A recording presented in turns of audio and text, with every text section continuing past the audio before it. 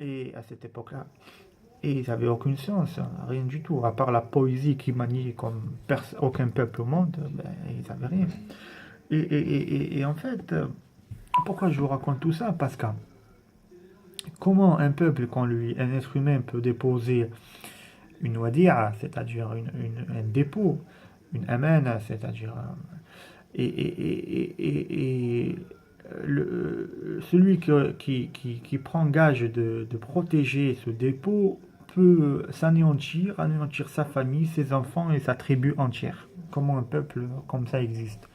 Tout ça pour vous expliquer pourquoi Dieu, en quelque sorte, on peut expliquer aussi par là, pourquoi Dieu a mis cet islam, ce message qui est universel, chez les Arabes. En fait, c'est une explication parmi d'autres, parmi beaucoup d'autres qui sont beaucoup plus importants. Mais celle-là aussi, je voulais vous en parler un peu parce que ma fascination aussi de ces gens vient de là aussi.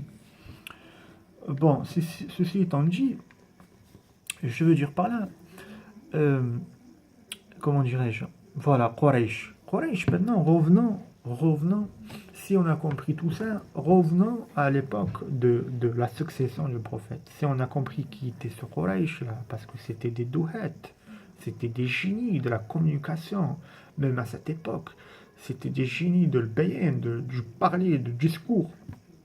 Quand on parle de Abu Sufyan, c'est pas n'importe qui. Et, et, et en fait, quand Abou Bakr se préoccupe autant de je veux dire, le consentement de Quraysh, et c'est pas parce qu'il est de eux et il a des liens parentés, oui, il y a ça aussi, mais parce que c'est très important. C'est le lien le plus important, le lien tribal le plus important que les musulmans doivent dompter, en fait.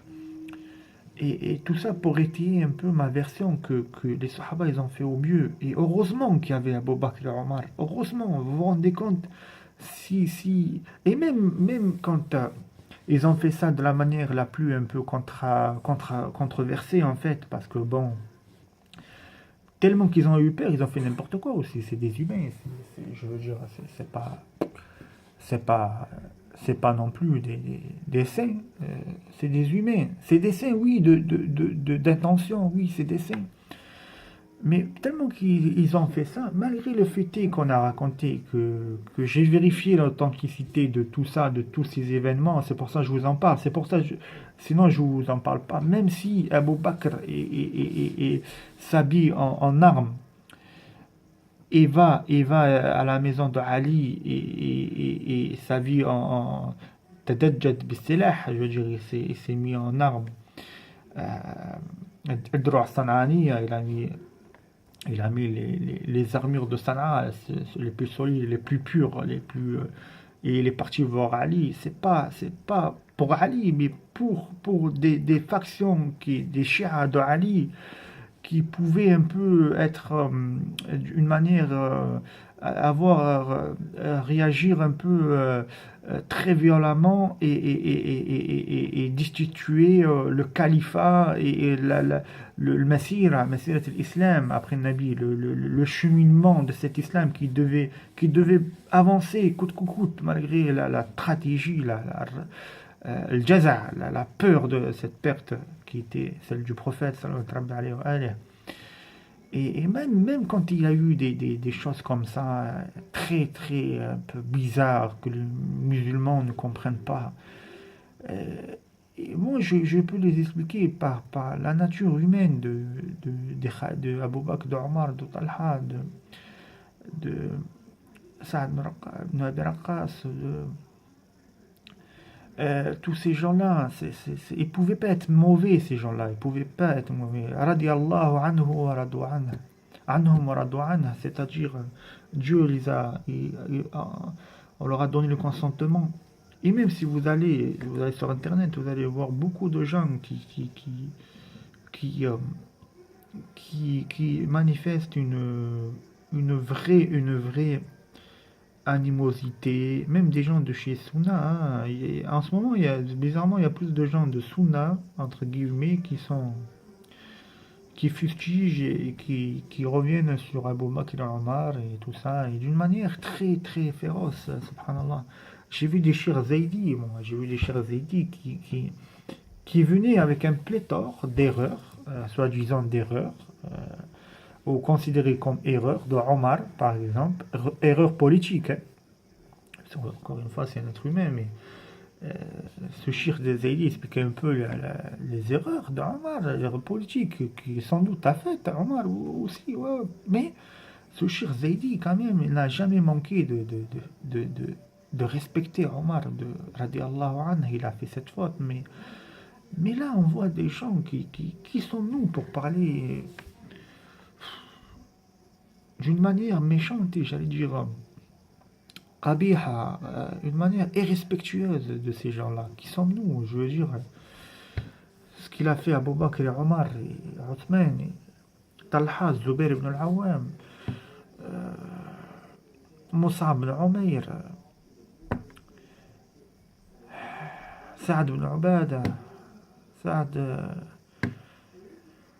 Euh, qui sommes-nous pour abaisser ces personnes à ce point-là, combien même avaient fait des erreurs politiques et de stratégie. Bon, la hawla wa la quwwata illa billah.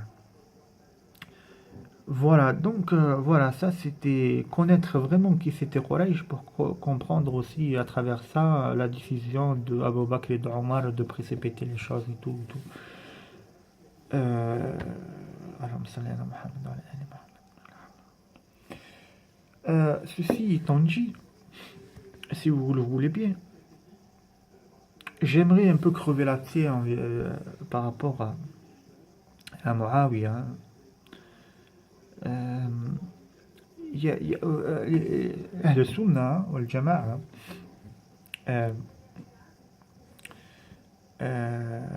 croient fermement et je veux dire hum, respectent les sahih, les livres authentiques des hadiths, que ce soit de Bukhari ou de Muslim.